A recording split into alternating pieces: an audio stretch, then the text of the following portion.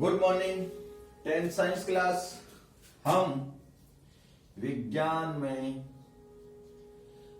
Chemical reaction, रासायनिक समीकरण और कैटलिस्ट जिसे कहते हैं उत्प्रेरक वाले लेसन की बात कर रहे हैं। हम रासायनिक अभिक्रियाओं के अंदर संयुग्मन अभिक्रिया, जिसे संयोजन अभिक्रिया या योगशील अभिक्रिया भी कहते हैं, के बारे में पढ़ लिया। सेकंड नंबर पर अपघटन या वियोजन अभिक्रिया आती है, उसके बारे में भी हमने पढ़ लिया। वियोजन अभिक्रिया या अपघटन अभिक्रिया कितने प्रकार की होती है? तो ये 3 प्रकार की होती है। अगर हम इसे विद्युत के द्वारा तोड़े तो विद्युत अपघटन, प्रकाश के द्वारा तोड़े तो प्रकाशिक अपघटन, ऊष्मा या ताप के द्वारा तोड़े तो तापीय अपघटन कहते हैं। तीनों के बारे में हमने चर्चा पिछली क्लास में कर ली थी। और आज हम पढ़ने वाले हैं डिस्प्लेसमेंट रिएक्शन, विस्थापन अभिक्रिया। कौन सी अभिक्रिया? विस्थापन अभिक्रिया। पहला पढ़ा था अपन ने योगशील या संयुग्मन अभिक्रिया। ऐसी रासायनिक अभिक्रिया जिसमें 2 या 2 से अधिक छोटे छोटे एवं सरल अणु आपस में जुड़कर एक बड़े यौगिक का निर्माण करते हैं, संयुग्मन अभिक्रिया कहलाती है। या तो यूं कहते हैं अपन इसको कि यूं चले, मान लो इधर चले हम, तो ये हो गया संयुग्मन। क्या हो गया? संयुग्मन। और इधर चले तो अपघटन। तो कितनी अभिक्रिया एक साथ हो गई? 2 अभिक्रिया। ऐसी रासायनिक अभिक्रिया जिसमें 2 या 2 से अधिक सरल एवं छोटे छोटे अणु आपस में मिलते हैं और एक बड़े यौगिक का निर्माण होता है। इधर से इधर जा रहे ना, तो इधर से इधर जा रहे तो अभिक्रिया कहलाती है संयुग्मन।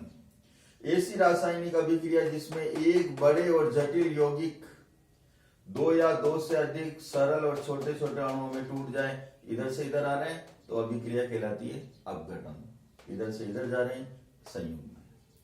तो देखा जाए तो संयुग्मन और अपघटन कौन सी अभिक्रिया हो जाती? दोनों को जोड़ दें तो उत्क्रमणीय अभिक्रिया हो जाती है। ये उत्क्रमणीय रिवर्सिबल प्रोसेस का साइन है। इसके बाद हम पढ़ रहे हैं डिस्प्लेसमेंट रिएक्शन, विस्थापन अभिक्रिया। तो विस्थापन अभिक्रिया पढ़े उससे पहले इसमें 2 चीजें आएगी। एक तो नाम आएगा यौगिक, या इसे कहते हैं लवण। तो इसकी पहचान क्या होगी? कि जिसमें प्लस और माइनस दोनों भाग हो, जिसमें पॉजिटिव और नेगेटिव दोनों पार्ट हो, वो कहलाएगा यौगिक। और दूसरा आएगा नाम सक्रिय परमाणु। तो सक्रिय परमाणु की विशेषता ये नॉर्मली डी ब्लॉक का होगा। किसका होगा? डी ब्लॉक का। और ये अकेला होगा। कौन सा अकेला होगा? अकेला होगा। और एक्टिव होगा, सक्रिय होगा।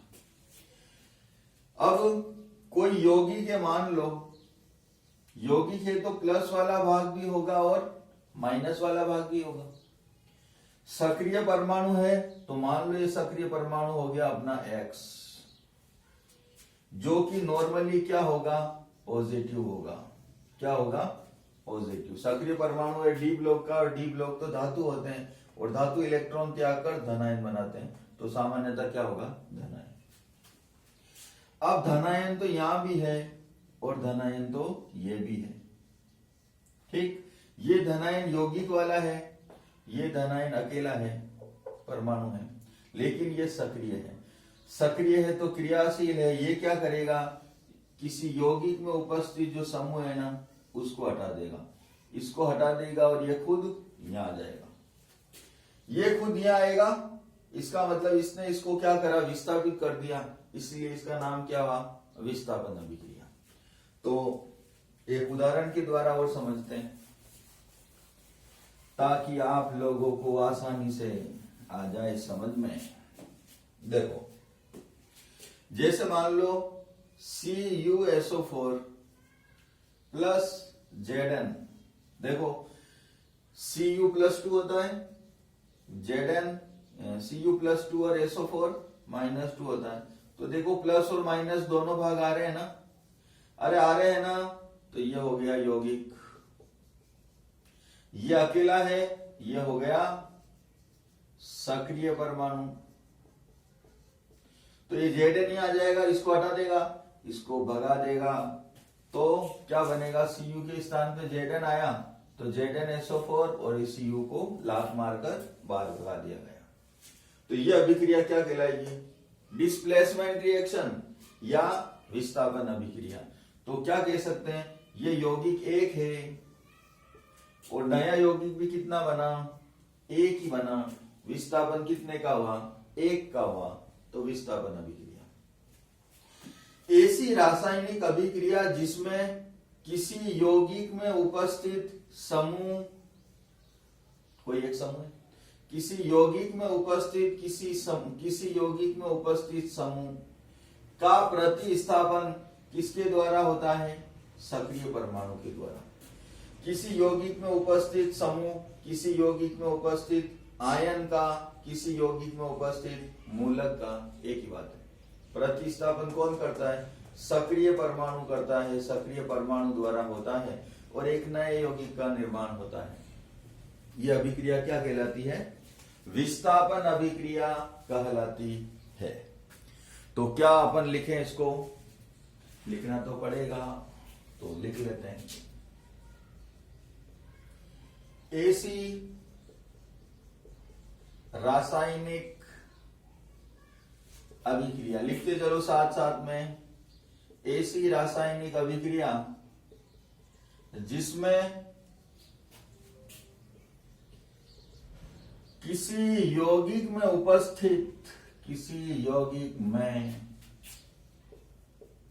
उपस्थित आयन के दो या समूह के दो, समूह या आयन का, इधर ही लिख देते हैं, का प्रतिस्थापन किसी यौगिक में उपस्थित समूह या आयन का प्रतिस्थापन सक्रिय परमाणु द्वारा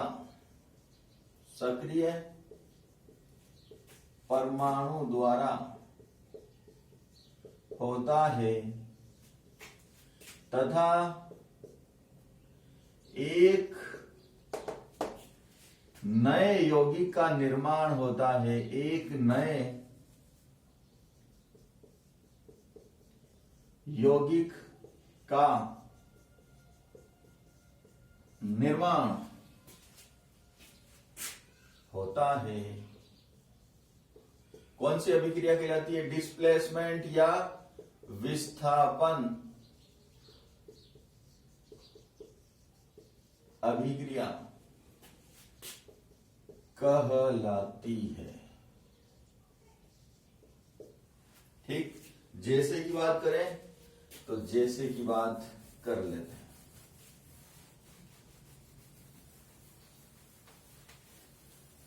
जैसे